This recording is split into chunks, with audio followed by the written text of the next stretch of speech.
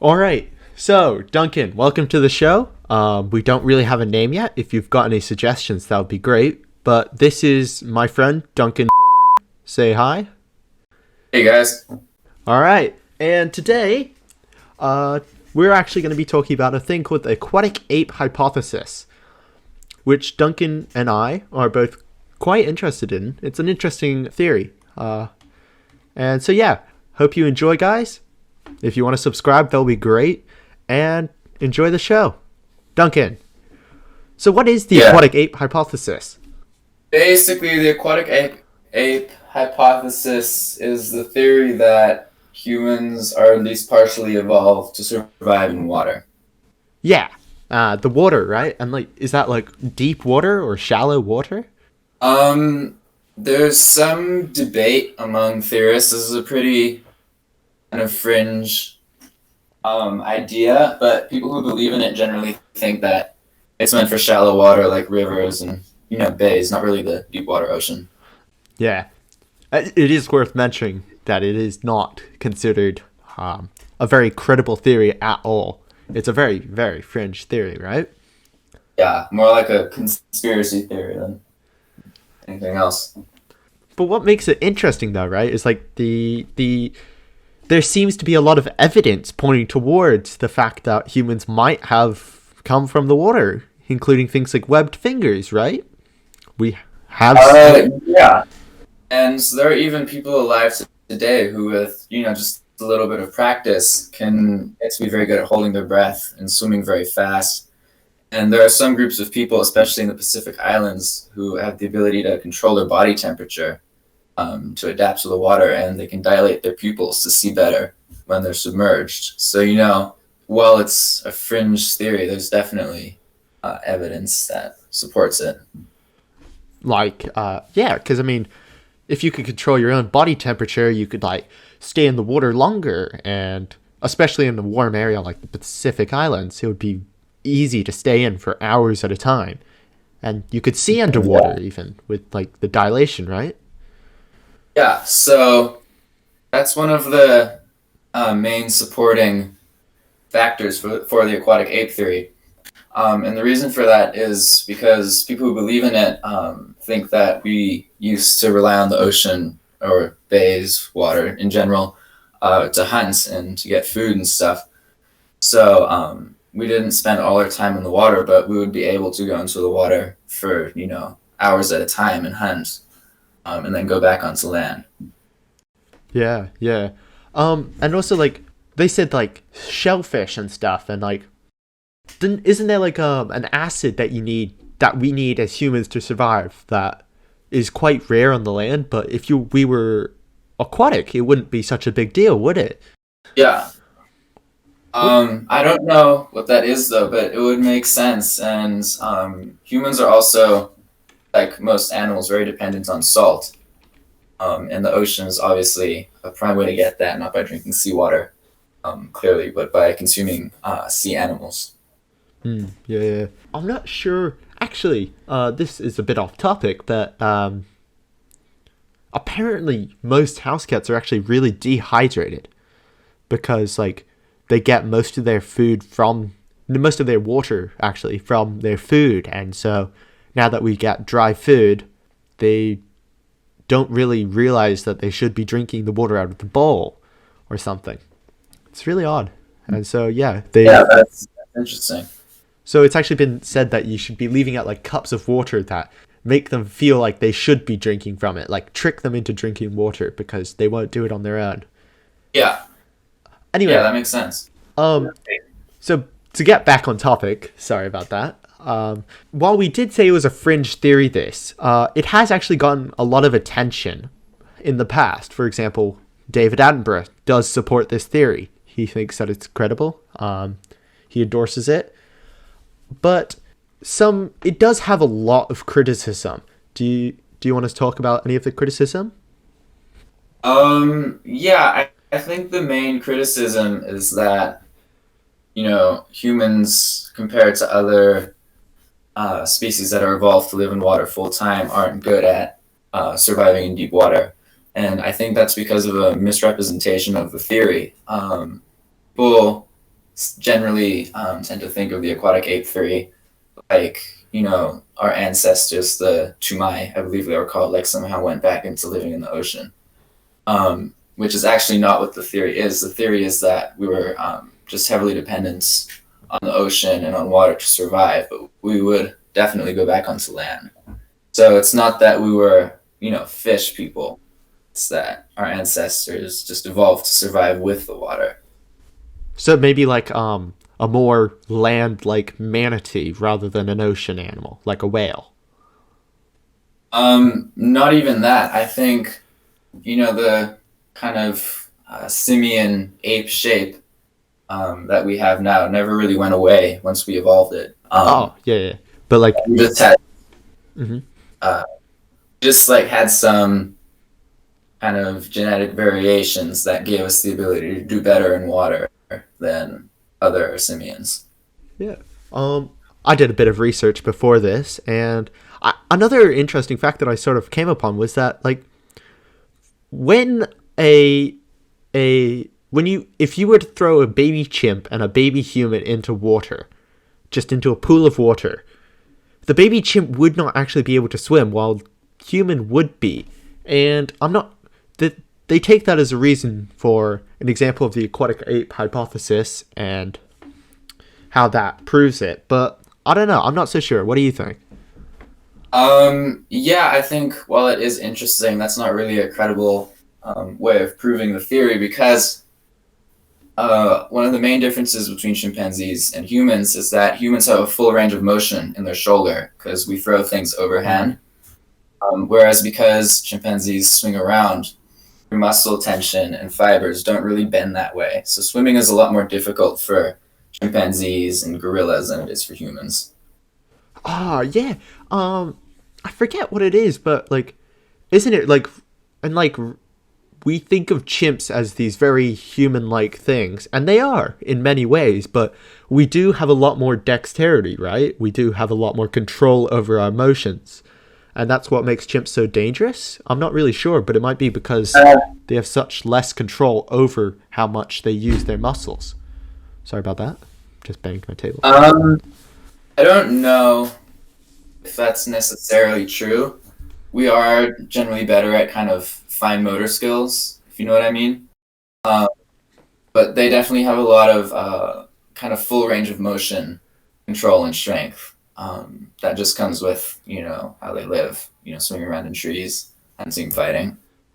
Um, and chimpanzees and gorillas also have a unique gene that their muscles continue to develop throughout their life, whereas with humans, our muscles stop developing after puberty unless we work out or do exercises. So they're just generally a lot stronger because they spend more time developing and don't have to do as much. Why do you think that is? Why do you think they continue to develop those muscles while we just kind of stop developing? Like, that is. Well, because I think humans, well, I don't think, I know humans are evolved naturally to be able to go long distances and run and walk very far. And a huge amount of muscle mass, like gorillas and chimpanzees have, is actually a disadvantage because we're not meant for that. We're meant to be able to kind of have a lot of stamina and go long distances. We don't really need that much strength, especially because we have such a large brain. True, true. And we're like pursuit hunters and we can sweat and that makes us be able to chase down like antelopes. But Yeah. you talking about like the endurance and the need to be able to run got me thinking somehow about like sweat and stuff. And I think you're a bit more knowledgeable than me, as in you've probably done some research into chimps and stuff. Can chimps sweat? Would they be able to like keep up with us in that sort of way, or what's going on there? They can sweat. They wouldn't be able to keep up with us. Chimps have a lot of kind of explosiveness, right? And a lot of animals have this where they're much faster and more powerful than us in short distances, like sprinting. But because we can sweat, because we have less hair, we can go a lot longer. And because our joints and muscles are aligned so that it makes walking easy for us, we would be able to go further than a chimp, with the right distance. Like, if we were, like, chasing a chimp, if that ever were to occur, we would be able to outrun it. More like if we were running from the chimp. Yeah. True. That, this kind of, I do a lot of jumping around here, but it's just how it works. This actually reminds me of, like, a thread I saw online somewhere about how, like, humans are so, like, aliens would be scared of us rather than us being scared of them. Like, we're pursuit hunters. We're like the Terminator. Yeah. Yeah, that's actually a common term. I actually have a book here called Fossil Men by Kermit Pattison. It's very credible. And it actually refers to humans as natural terminators because we're incredibly resilient compared to other animals. And we have a lot of proportional strength. So, say, like, even though a gorilla is much stronger than us, right, for our size, we are just as strong as a gorilla pound for pound. You know what I mean? Yeah. If we were as large as them, we would be just as strong, which is rare. Because, I mean, obviously, we're weaker than lions, but a lion can't do pull-ups. Yeah. You know what I'm saying? Not got the skeleton structure, maybe? Or muscle? I don't know. Yeah. So... Yeah.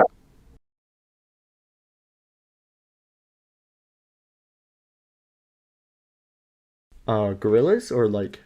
What are you saying? No, not at all. I think gorillas are much better at what gorillas do than we are. But it's sort of about, how do I explain this? Like, you know how in boxing there's weight divisions, Yes. right? Yeah. And a heavyweight doesn't go against a featherweight because the featherweight is smaller and will die. But if the featherweight was the same size as the heavyweight, it would be an even matchup. Both proportionally strong. Oh, okay. And so, like, they can just lift more things purely because they just are bigger. Yeah. That's And proportional strength is very rare in the animal kingdom. But then how does that work with chimps? Because chimps are just they're smaller than us, but yet they're stronger than us too, though. Yeah. I'm not saying we're like these like big bad hulks. Like, we're definitely not the strongest out there. But we are naturally suited for doing what we do. You know what I mean? Yeah, I do. That's actually really interesting. So, like, what I found interesting is that, like, back to the aquatic ape thing, is that they thought that, actually, this is the critique of the aquatic ape hypothesis. A man called Henry Gee, who is I think he is a evolutionary biologist, questioned the link between bipedalism and the diet, because they said it's been proven that early humans have been bipedal for like 5 million years, but the aquatic ape theory, or hypothesis rather, emerged like 200,000 years ago, they're saying. Like, what's going on there? Yeah, so again, this is what I was saying, how the aquatic ape theory is kind of a lot of different points of views on it. And a lot of people talk about the aquatic ape theory. They mean, like, our ancestors somehow went back to living in the ocean full time, which is ridiculous. So, yes, there has been bipedalism for much longer than humans have been around, but humans have been able to adapt to kind of being in water for short distances and still being able to be highly successful on land. I see. Yeah. I mean, I think in some parts of the world, like in like the Pacific Islands, there is actually like this large areas where there's not much land, but there is so much ocean. So it would make sense for people to be able to sort of be heavily dependent on the ocean rather than the land. Yeah, and in nature, especially in dense wooded areas, rivers are kind of the easiest ways to get around. So if they can learn how to be on the river and exist in water, then they have a much easier time being mobile and hunting down prey and running from things than if they're stuck, pushing through the brush. It's true. But you talk about using like a river as like a sort of highway to sort of move around, but like, I mean, maybe it's just the rivers I've been to, but the rivers I've been to have been either you go with the flow and it's kind of hard to sort of stick with that because you have to fight to keep your head above water and stuff like that, it's completely even harder going the other way because you have to swim against the current, right? So yeah, obviously rivers can be incredibly difficult to navigate. But I think that's been overcome by kind of the aquatic ape theory and the theory that people evolved to do that. If you're a strong swimmer, if you're a strong enough swimmer, you can just swim against the current. And while that's really difficult for us, it can be done. True. So, well, we do know that it's like a very fringe theory. It's not very likely, but the fact that we have the hairlessness that other apes do not have, that would help us in the water. The webbed fingers. If you look at your hand right now, you'll see lots of skin in between your fingers, and that's actually considered a remnant of webbed fingers that we may have. The body hair that we do have does actually go with, if we were traveling forward in water, it would help us. It would be streamlined to go with the water. Stuff like this, the need for omega-3 fatty acids, I think, that are very easy to find in aquatic areas. These are all like lots of reasons that I find it's really interesting. But overall, I think, that's basically what the aquatic ape theory is. Anything that you'd like to add? I just want to add that, as someone who's interested in this kind of thing, I have to say the aquatic ape theory is very unlikely. There are other explanations for a lot of the things we're citing as evidence for the aquatic ape theory, and while it's possible, that's just it. It's possible. We don't know for sure. Oh yeah, for sure. There's no real way to get the evidence at this point, is there? I think there would be. What is that? Something akin to like the missing link, where there's an evolutionary gap in what we know, and we saw a skeleton of some kind of ancestor we had that was adapted to survive in water. That would be evidence, genetic evidence. Like you said, the webbed fingers and being able to swim from birth. But the thing is, there's just other explanations for this, and we can cite these things as evidence for the aquatic ape theory. But really, it's just a matter of what you think at this point.